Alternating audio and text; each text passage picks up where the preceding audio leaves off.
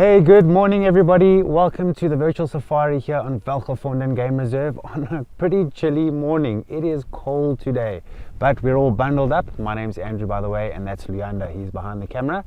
And we've been exploring the eastern part of the reserve. So far, it's been a little bit on the quiet side, but I think weather has a big role to play in it. But nevertheless, we are going to continue. We're going to keep trying, and hopefully we're going to find some cool things this morning. So yeah, let's see what happens this morning.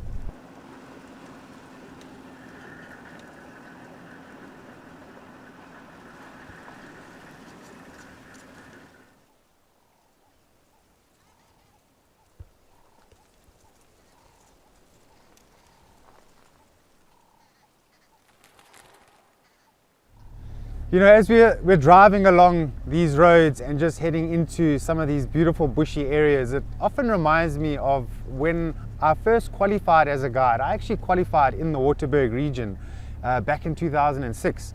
And of course, you know, I left the area and I went to the Kalahari and I went to all sorts of other areas.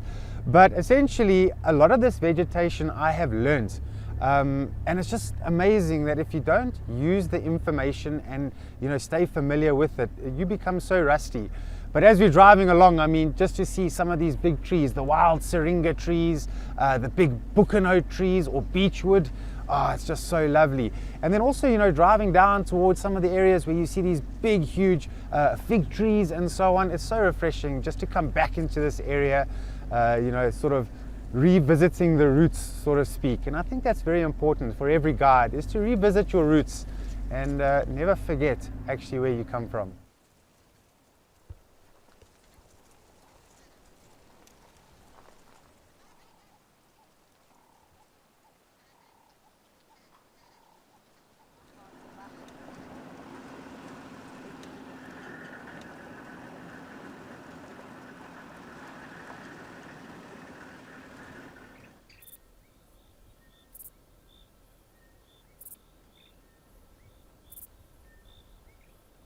Now these are some red hartebeest, and I've just actually looked up, and there is roughly 8 subspecies of hartebeest. Now this one is the red one, and the other one you get in South Africa is called the Liechtenstein hartebeest, which lives in the Kruger National Park, and it's a bit lighter than this one in coloration. It's rather dry at this time of the year, but interestingly, these hartebeest can live independently of water if they have enough melons and tubers that hold enough moisture for them.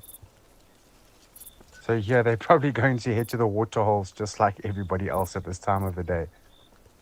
Before large-scale agriculture, fencing, and also hunting, they occurred in massive herds in these high-veld regions of South Africa, migrating between feeding grounds.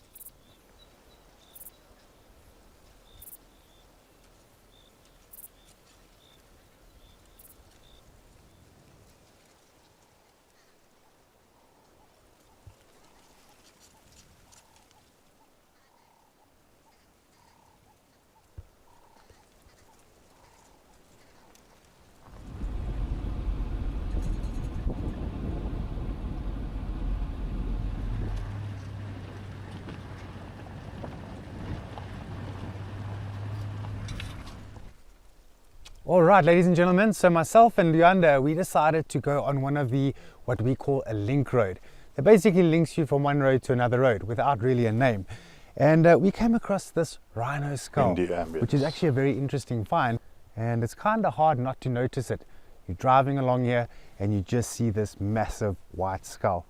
So take a look at this. This is the entire skull over here. So it's a very, very large skulled animal. This is essentially where one of the horns would have been. And the second one would have been around about here. And then being so wide, and it tapers all the way down. And then also, if you are interested, we also found one of its molars nearby. Take a look at that. Definitely not something you see every day in the bush.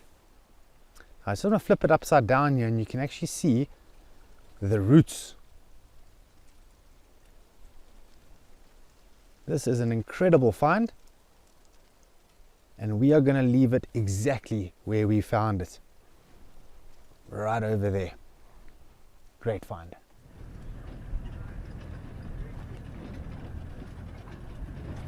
Thank you very much for joining us out here in the beautiful Welgevonden Game Reserve. I hope you all had a good time exploring this beautiful game reserve with us.